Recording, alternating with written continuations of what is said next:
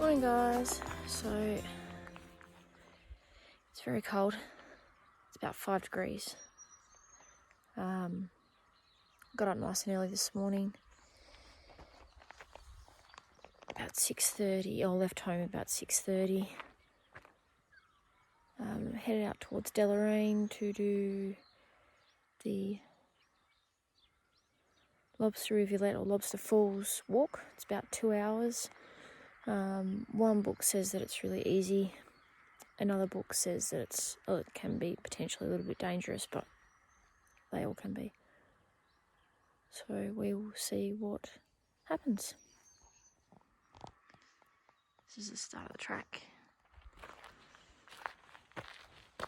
Let's see what we can find. It does say in the 100 Walks of Tasmania book that the start of this part is a full driving track, but then the sign back there says no cars past this point, so little birdies flying around. It says to follow the markers, but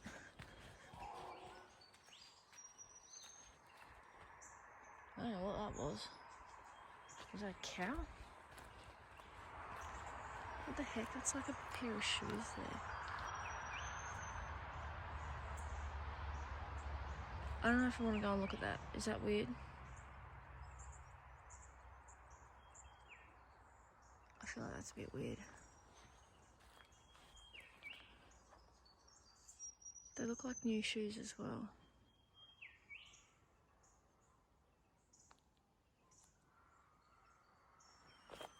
This is going to be one of those moments where I find like something really creepy.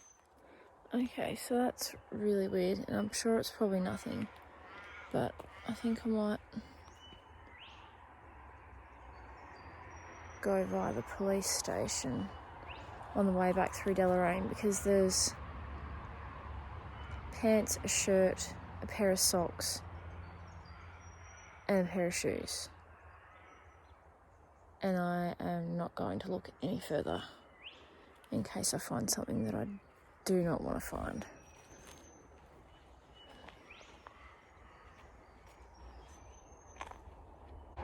I think I'm going to ditch out of here and go and do one of the other walks, because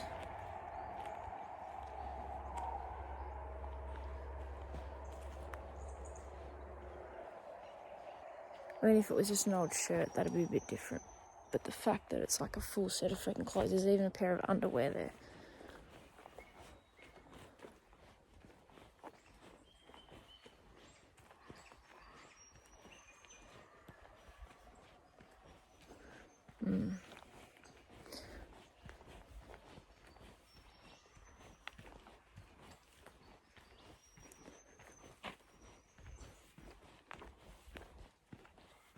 I know that's just not what you sort of expect to find coming into a freaking bushwalk.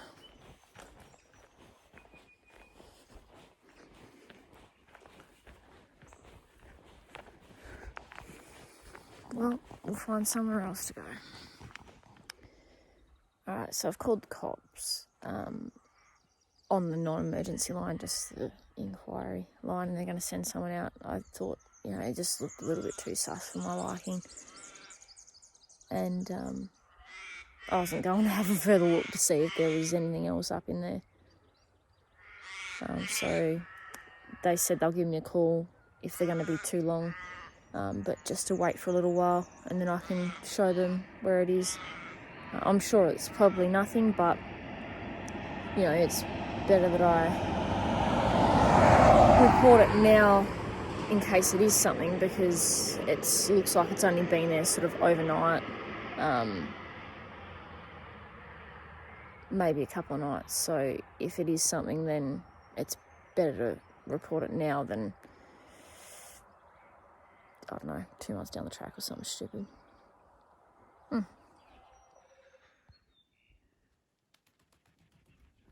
I'm at Alum Cliffs State Reserve.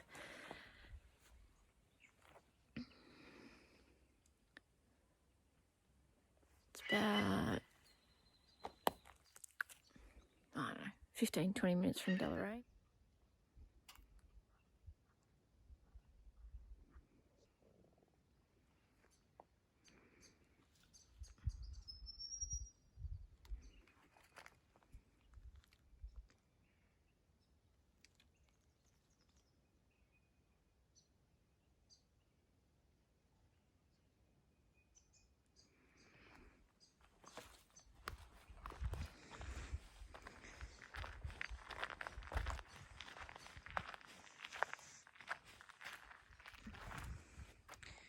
Oh, it's only 800 metres one way, so it probably won't even take an hour by the looks of it, but that's okay.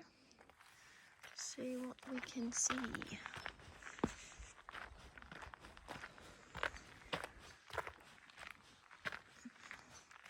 It's a beautiful day. I got to the first walk that I was going to do, which was the Lobster Falls walk. Got about 50 metres in and found a pile of clothes and shoes, and it all looked a little bit concerning. So called the local police station, let them know what I'd found, see what they wanted to do. I didn't touch any of it to have a closer look just in case. What's this?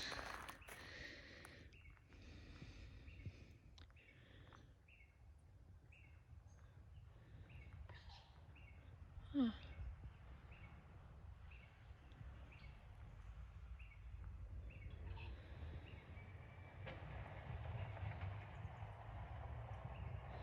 That's cool. Tulampanga. Probably saying that really wrong. I apologise if I am. Excellent. I can literally hear the cows chewing from here. Yeah, so anyway, I called the police. Obviously the non-emergency one. Had a chat with them, told them what I'd found, because it all looked like it had just been chucked there. Pair of shoes, pants, shirt. Pretty dodgy looking. So they come out and had a look, and pretty much determined that someone had crapped their pants and left all their stuff there. But I'm glad that I got them to check it out, because I would hate to think that it was something worse, that something had happened to someone and that I knew about it and didn't report it, so that's okay. So I didn't end up doing that walk even. So I come to do this one instead. This is one of the things I love about Tasmania. You're walking in the bush, on a bushwalk, but be right next to some beautiful farmland and views at the same time.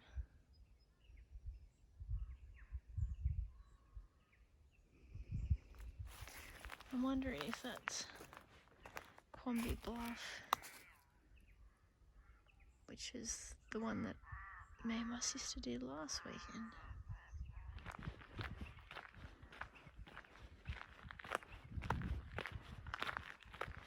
What's this?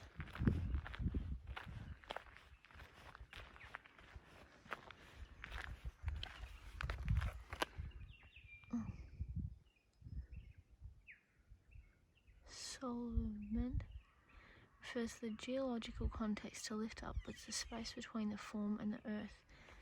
Triangular takes account of the journey to the Alum Cliffs. There are a series of triangulated stone viewing platforms at the cliff's edge. Point de vue acknowledges the triangulation of three major physical references: Quamby Bluff, Alum Cliffs Gorge and Western Bluff, as seen from the side of the sculpture. Huh.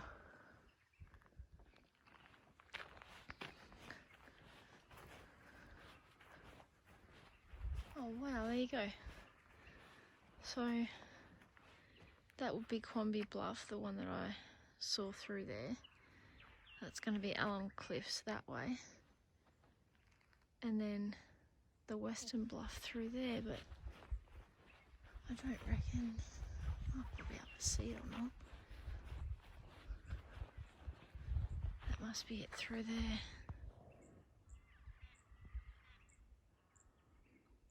Can't see it very well.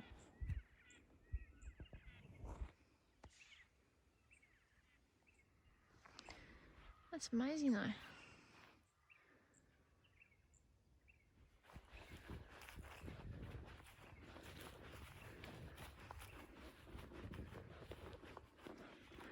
I apologise for the squeaky pack if you can hear it in the video.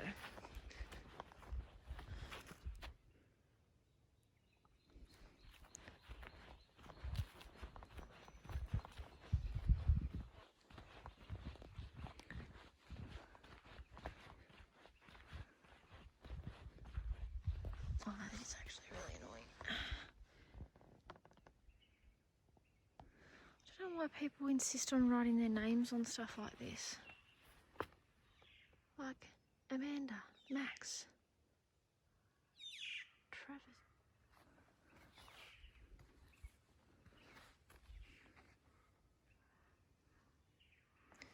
Stupid.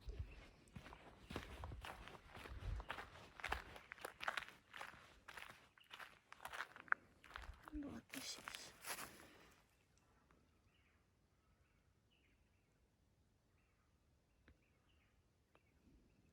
Some sort of little flower.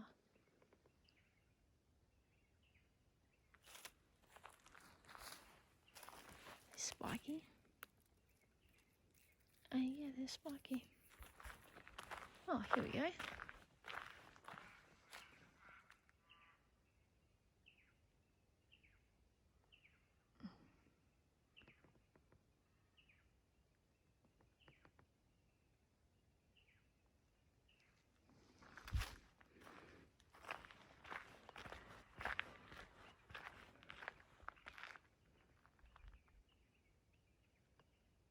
It amazes me how trees can be so hollow like that.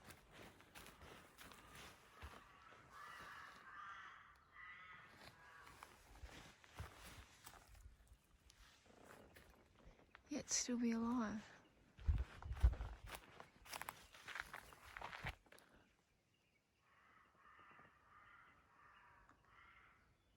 What the heck?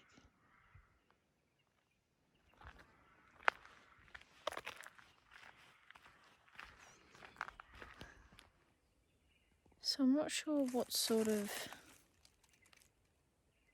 flower or vine this is, but it's literally growing. It's growing up this tree.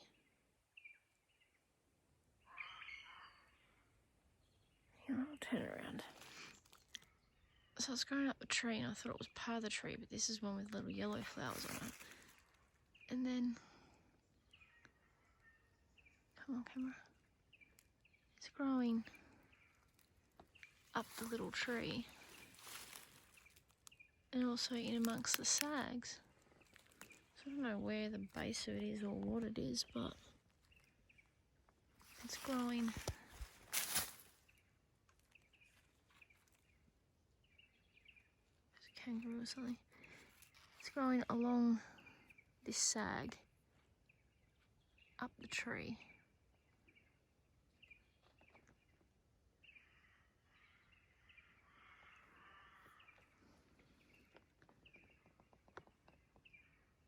Amazing. I love these little new fern buds. Spring just brings the most wonderful creations.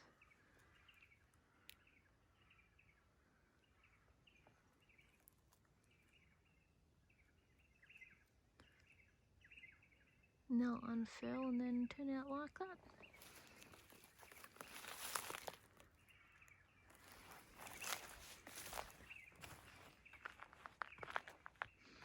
All the new little growth on these. It's so beautiful to see all the little just flecks of colour starting to come out.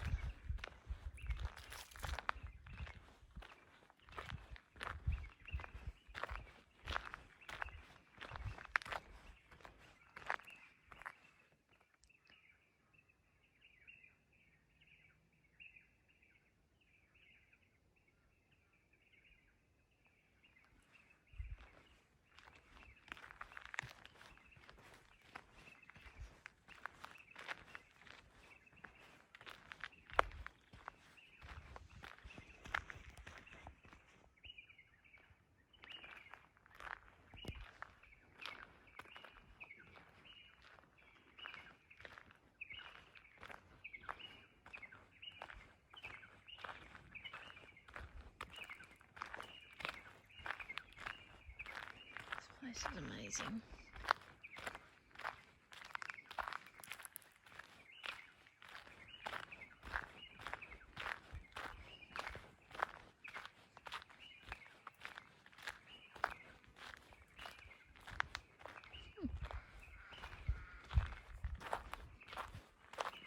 I love all this history side of things.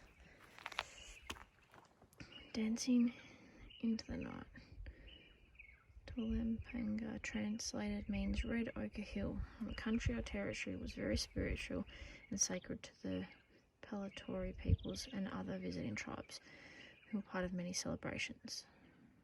Corroborees and religious ceremonies held at significant and important times during the year.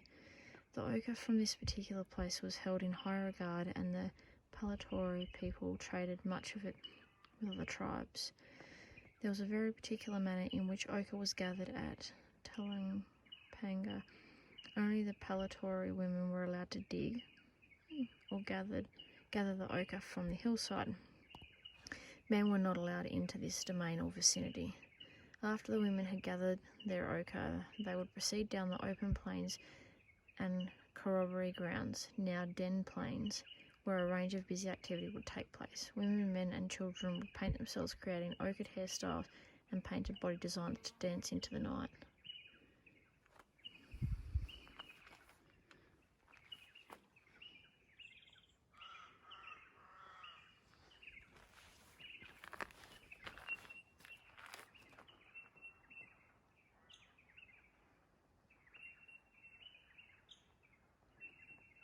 It's beautiful. Saw a little wallaby jump through up here, so I don't know if... Whoa. Multiple wallabies, apparently. Oh no, there he is.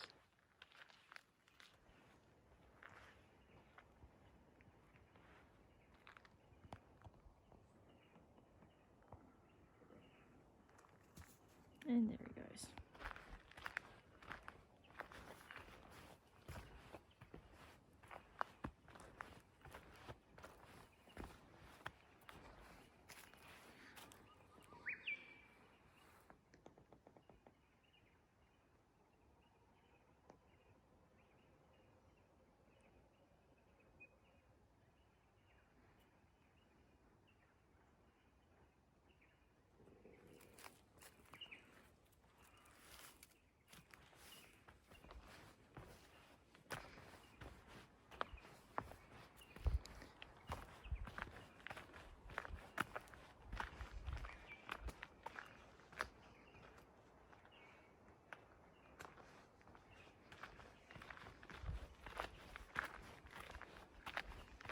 Another sign coming up.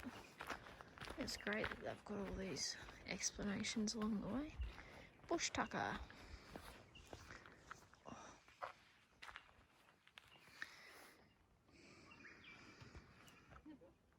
I apologise if I'm saying any of this wrong as well, which I more than likely am. But the Palatori women gathered plenty of nutritious seasonal bush tucker such as tatter vine, native honeysuckle, which is delicious, Cunningham pig face, and native cherry and cranberries. As you walk along this pathway, you will notice the native cherry orchids, a favourite sweet fruit of the local Aborigines. Native cherries seasonally harvest between March and December from a very fern-like tree. Very tiny berries protrude at the end of the small nut, which I think is the one I was looking at before. Aboriginal people had a diet high in carbohydrates because of the abundance of natural fruits and sweet berries. Their diet was also high in protein, featuring meats such as wallaby, possum and echidna, as well as coastal seafoods and shellfish such as periwinkles, abalone and crayfish. I wonder how they ate the echidna. High protein favourite. Banksia flowers were soaked to make sweet water. Many of the ancient tribes journeyed through this unique and culturally dynamic landscape to hunt and exchange foods, trade and share ceremonies. The Palatori tribe were the custodians of the Kurapuruna Nyara region, and many family groups lived in a dome-shaped bark huts in the open plains and in the rock shelters along the face of the tiers. Well, there you go. I need to eat something in a minute.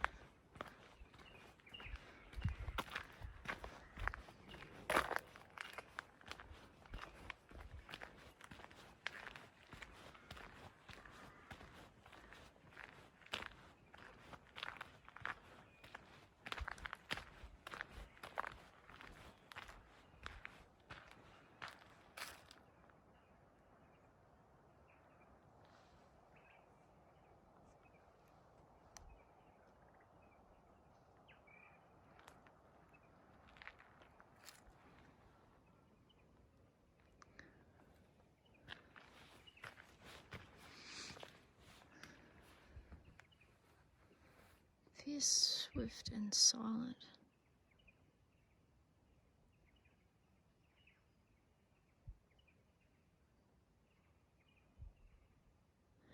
Peregrine falcons.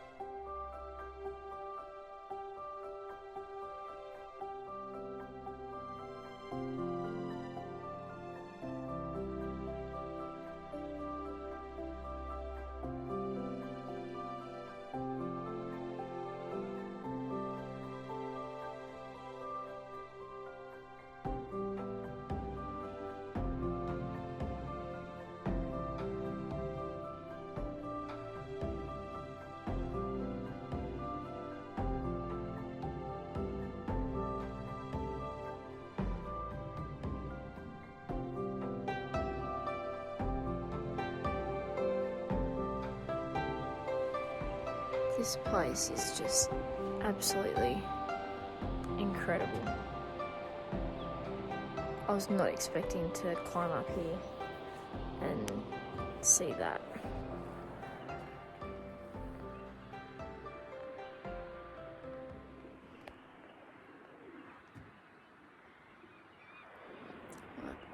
Wow.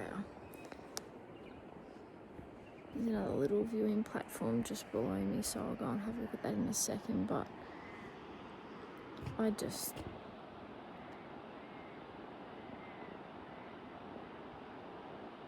Tasmania is an amazing place. We are so incredibly lucky to have all this stuff in our backyard. And I can't believe I've never been here up until now.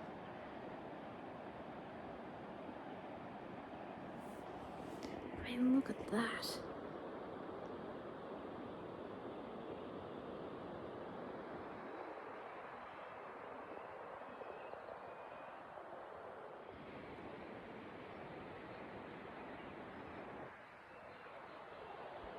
Just amazing.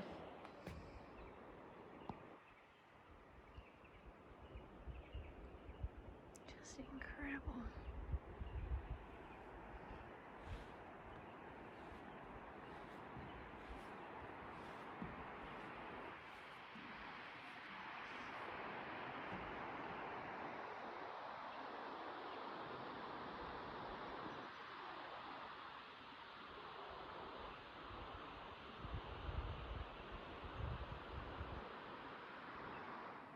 So I'm just sitting here having a coffee. I always bring my little coffee stuff with me. So it's just a little screw top burner. $30 from Amazon. You can get them online as well. It's a, I can't remember what brand it is. 360 degrees. Just comes in that little case with one of these. I've only got the big one because I've only got a big one at the moment. I need to get some smaller ones. I've seen a lot of people that do like the Bibbulmun track on the mainland. They have like the little, I think it's like 100-gram ones, because I've had some that are the next one down from that, but apparently there's a smaller one which would be perfect for trips like this, because I mean it's just weight that I'm carrying that I don't need. And I got these little Tom Shoe titanium cups off eBay. They're like similar to there's another brand that starts with T, but I can't remember what it is. But they're similar to them. So they weigh nothing. My little coffee cup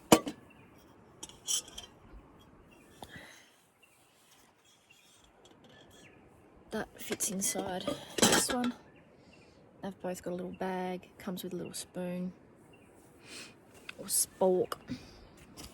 They've come in these mesh bags so they don't jingle around all over the place. Spork comes in that. So yeah, it's all pretty cool. It's the Spork just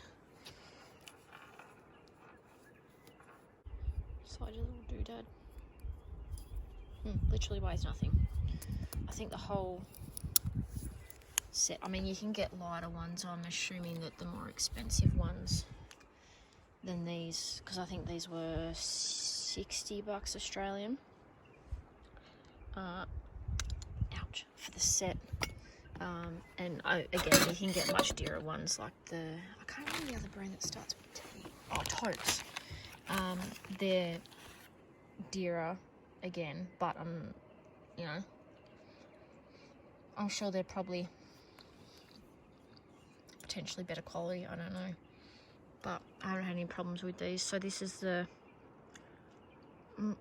450. Why is that not focusing? Apparently. There we go. Well, yes, I know the Cliffs are better than my cup, but yeah, that's a 450. And this one is a 750. It's got the little, this stays up as well, so you don't have to worry about falling down. The best part, the thing I love the most about them is that once you've boiled your water, put your coffee or whatever, put your water in that one, make your coffee, that is cool within literally like 3 seconds, cool to the touch, and that's after it's been on the burner as well, which I love. So even if you forget that it's been heated up, or even if you picked it up, pretty much as soon as the hot water was out of it, it wouldn't burn up. That one on the other hand is quite hot with the liquid in it, but yeah. So here I've got some dehydrated apple, pineapple and kiwi fruit. It looks gross, but it tastes delicious. The apple, I don't know why there's two different colours. Well, I mean, they were two different apples, but one was small and one was big. The dehydrated pineapple, don't know if I can really go much on. I mean, it's not gross, but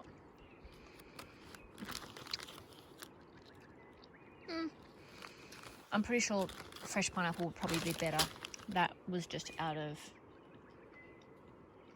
like a tin, jar, whatever. Tastes like pineapple, cooked pineapple off pizza. So if you don't like that, don't dehydrate pineapple. But the kiwi fruit, on the other hand, oh my god, best thing ever. I also dehydrated some watermelon. That was gross. I saw on the web, on the interwebs, that there's quite a few people that said that it was delicious. Well, I don't know if it was the watermelon that I got or if it was just me. Didn't like it one bit. I thought it was going to be like a watermelon roll-up. It wasn't. It was like, I don't know what it was like. It was nasty. So as you can probably see behind me, same as the rock. I don't get it. Like, why? I mean, this sign over here, this plaque, it says on it about, like, witnessing history and about ancestors and having respect for the places that the Aboriginals had their ceremonies and they lived for God knows how many years. About preserving that history and future generations enjoying it and being able to sit here and cherish this place because it's absolutely gorgeous. And then people do that. Why? For what purpose?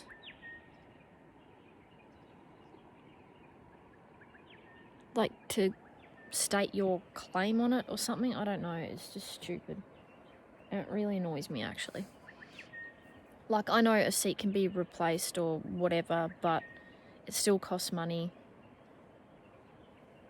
And I mean, like that rock at the start, that can't be replaced. That's, you know, a huge piece of the earth and history that stupid people can't respect. And as you can probably tell, it really bothers me. Why would you come out? Why would you make the effort to drive, park your car, walk in to such an amazing place, and then do that? Like, it's covered in it. 2019. Whoever you are, Luca, you're an idiot. Probably some young whippersnapper. Bitey. Ugh, he spotted me. I'm pretty sure. Well, actually, no, I'm not, because there's so many friggin' ants in this country. I feel like that might have been a jack jumper. I've been bitten by a jack jumper before, and it is not pleasant. Look at him, looking at me. Oh, creepy little bastard, where'd he go? Oh God, oh no, there he is. Look at him peeking around the corner.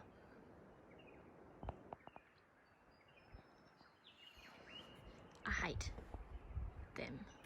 They hurt. I've never been shot, but I feel like when I got bit by a jack jumper, that it felt like getting shot. I wonder if I can... No, that just made him angry.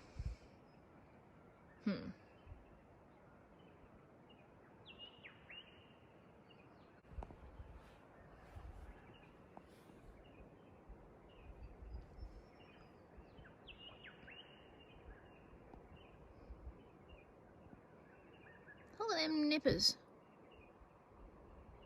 Imagine getting eaten by them. Ah, got him. Hopefully it didn't land down there somewhere and he comes back for vengeance. So this is how small my cook system is. Obviously including the fuel canister, which is, in today's case, freaking huge. But you can get ones that are about this big So, I know that's meant to weigh like, what is it? I think it's like 250 grams. That would probably be, I don't know, 150 grams. I'm just making stuff up. I actually don't know. And then this big sucker, which weighs quite a bit. But obviously the smaller ones would weigh a lot less. But shove it all down in there. This is just a little pack that Mum gave me. It's just like a little day pack. But I'm thinking of potentially, I mean, it's not like, for what I do for day trips, I don't need another one. But this one is a little bit heavy. But at the same time, I mean, it's not, unless I load it up, it's really not actually that heavy. It's just more that I like buying gear, much to Becky's disgust. Sorry, dear. Right. That's everything. Haven't left anything behind.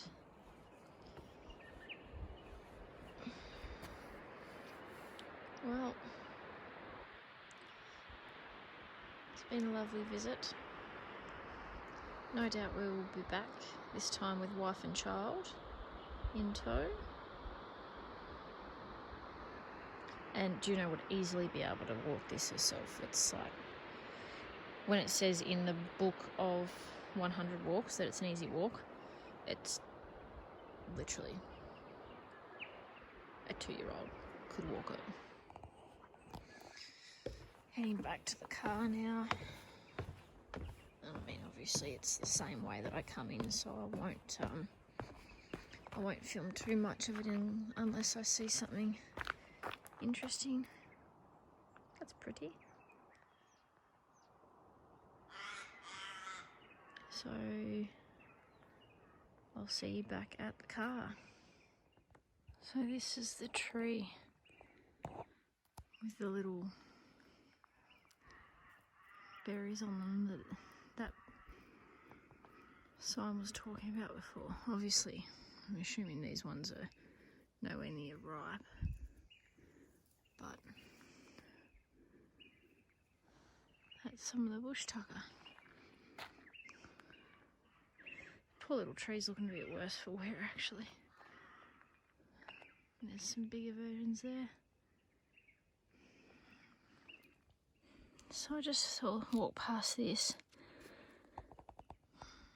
It's, I'm assuming, off this gigantic tree. It's got some sort of growth on it. I don't know if it's like a fungus. I have seen it before. Whether it's a bug, like a parasite maybe.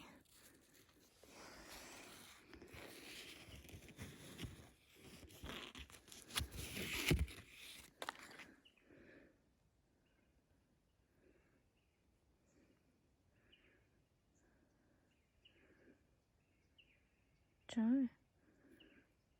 Whatever it is. Interesting. It's a huge leaf too. Oh, look at that. Little blue wren.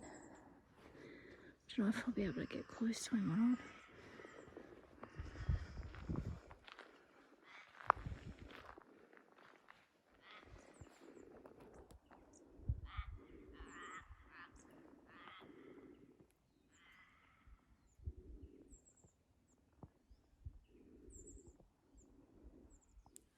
So this stuff here is great for using as like a tinder for lighting fires, because as you can see it's very fibrous. Obviously it's best to get it off a standing tree, because then it's going to be dry, and even if it is wet, if you can sort of get your fingers in to the cracks, because the bark is so thick, you can usually get some dry stuff from underneath, which is great because, I mean, these trees are literally everywhere in the bush. Obviously it's best to only take what you need and no more. And if for some reason you do need a lot, take a little bit off a couple of different trees, because, I mean, like, there's one there.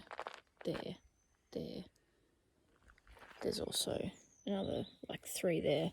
I mean, just within a couple of meters. So never, if you are taking, for some reason, anything out of the bush, never take any more than what you need. And you shouldn't say taking it out of the bush, because you would never take any of this sort of stuff home, obviously. It's for using when camping, hiking, because obviously the Tasmanian bush and wilderness, I don't know what's going on with this. I've been noticing it all day. It's like a little freaking cockatoo's tail. Obviously there's a lot of laws around what you can and can't take from the bush. That includes ferns. Well, I mean, you can't take plants out of the bush, but you can use what you need to use in certain areas. But it's always best to check what the rules are for the area that you're in at the time. Just watching this native hen running across the paddock. I don't know if you'll be able to see it. Where is it?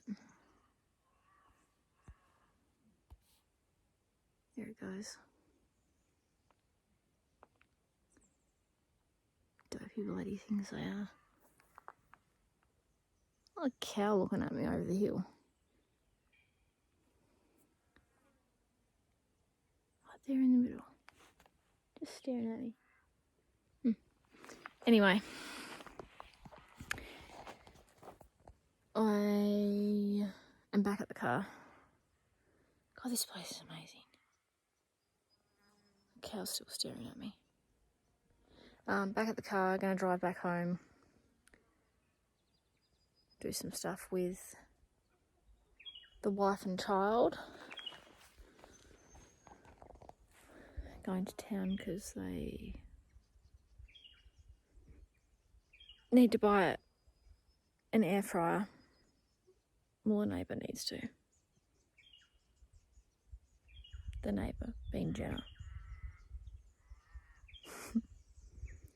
needs to buy an air fryer. And I'm going to go and look at camping shops and see if the new Arn pack is out yet. Because I've got some gift vouchers and cash waiting, and I'm excited.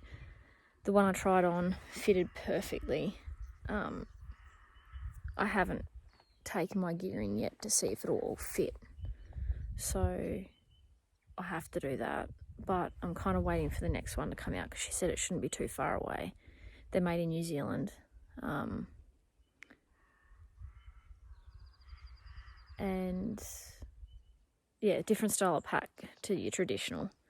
It's AARN, so Arn pack. So yeah, I will be getting one of those because they suit me perfectly. You can get different waistbands and stuff like that. So because I'm tiny, I have a lot of trouble with packs fitting around my waist, as well as my torso is quite short. Basically, I'm the size of a child. And so yeah, I'm looking at one of these packs, and they've got a specific design where you carry, they've got pockets that go on the front, and I thought they would potentially get in the way, but when I tried it on, they were amazing. It's designed to even out the weight front to back, and yeah, they're just really cool and like so comfortable. The pack that not this one, but the pack that I use for longer hikes, that I just got that from Anaconda, didn't get it fitted, obviously made the mistake, keen to buy something, blah blah blah. So it's not really the most comfortable of things, and it does for now, because I mean it was like $100. Actually, it wasn't even that. It was on special for $89, down from like $240. So I got a ripper of a deal. But I mean the Arn pack is like $500, so there's a massive difference. But again, you pay for quality. So I'm gonna go in and see if the new one is out yet, or if they've got a release date for it. And go from there.